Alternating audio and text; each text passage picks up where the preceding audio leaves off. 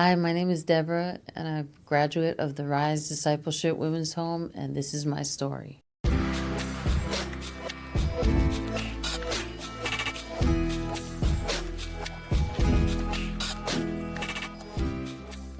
Ooh, I was a hot mess before I came to the Discipleship Home. I was trying to juggle being a mom while getting high and trying to go to work, and it wasn't working out for me too good.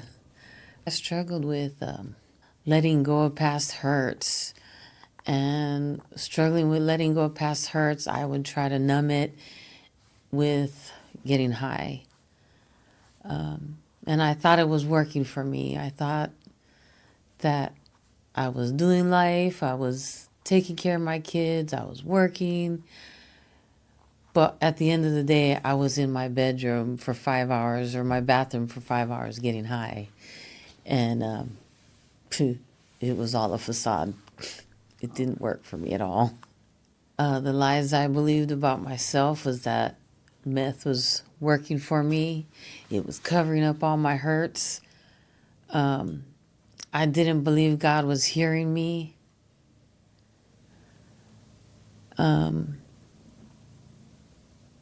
But he couldn't hear me because I was too busy getting high and just focused solely on getting high all the time to numb everything. And then we're going to move to the next section. It's called What is Your Breaking Point? So My lowest point before coming here was being stuck in the bathroom and my daughter beating the door down. And she found me in the tub, passed out with the dope in the bathroom, the pipe in the bathroom, and she had to witness all of that. And there's nothing I could say. I was exposed. And I broke her heart. And that was really the lowest point, having her catch me. It was the lowest point, but it was a starting point of being able to get help and actually surrender and give it to God. Because I didn't know how to stop.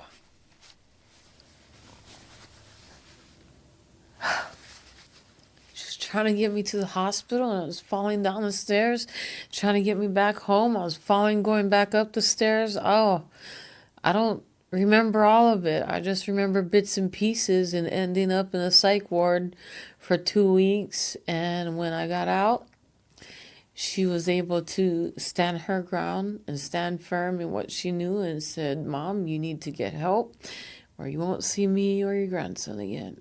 And I had a friend that came through the program here at Rise, and he asked me if I was sure I was ready. And I said yes. And my daughter and I took a road trip and came here 5 hours away, and it's the best thing that's ever happened to me.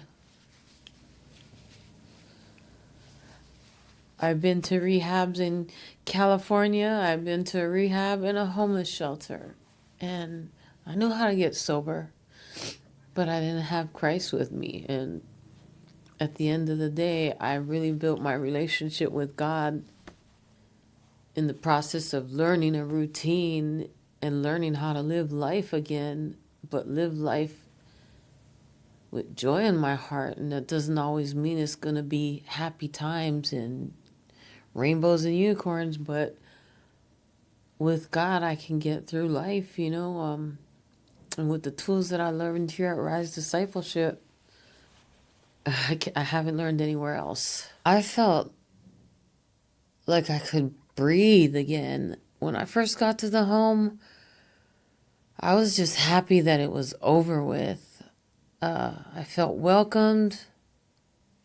I felt loved like I've never felt before. And I was accepted finally somewhere. And it wasn't just like rehab where, okay, we accept you. It was it was real. It was genuine. I felt at home. Um, the tools that I got here from the Rise is they have, I don't want to say strict, but they have a way, a rigid routine in a positive way. I need structure in my life, and I've never had structure. And so coming here, it's very structured. The tools that I've learned, how to build relationships with people, and that it's not always going to be easy, but you learn to talk through your problems with people. You learn how to get good counsel from leadership here. Sometimes it has to be tough love, but it's good love here. It's real. The people here, the leadership, they really care about you. They ask you questions. They take time to get to know you as a person and not just, in general. They really take time to get to know you.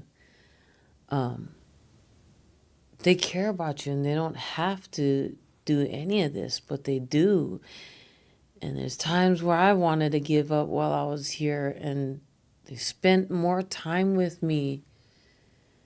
And it made me stop and think, take a second is what my leader always says. Just take a second instead of making that rash decision. And that's a big thing that I learned here is I have to stop and think sometimes instead of just making decisions. I've learned how to build relationships, how to learn love like Christ loved, and that means unconditional. They've loved me unconditionally here. Time that I felt God get through to me was during worship, and it was the evening at the men's home because we would meet up there.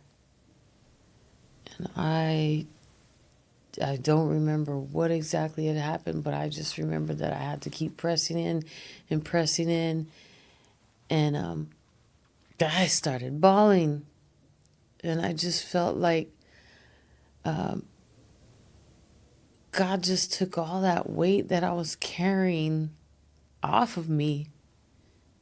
And I felt the freedom that and the love that they've been trying to show me the whole time.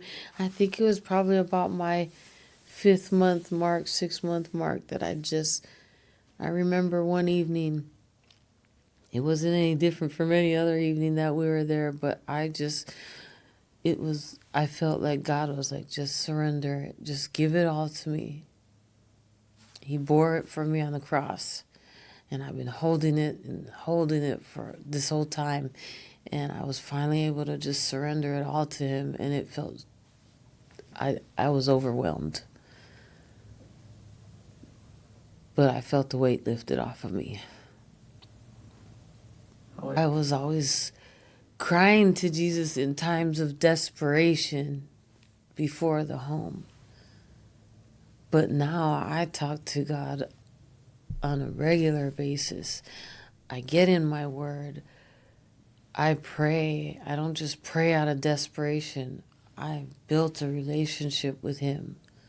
Not just crying to him when I needed him, but just getting to know God through my word, through prayer, through praise and worship, through lessons that I've been taught by leadership here and being able to ask questions.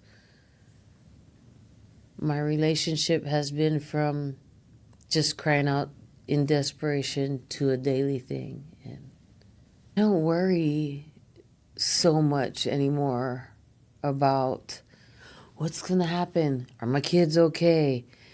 Is my hair straight enough? Is my health okay? In the last year, I have learned to just solely rely on him and surrender everything to him. He says to cast all your cares on him because he cares for me. And I've seen it time and time again. And I don't ever want to question God anymore because I know my kids are fine. I don't have no worries. I don't have anxiety. I don't have depression. I used to take 2 medications for it, and now I haven't taken any medication for it. I just get in my word, I put on some praise and worship music. I trust him more now than I've ever trusted him before. And it's more trusting him on a daily basis and surrendering than desperation.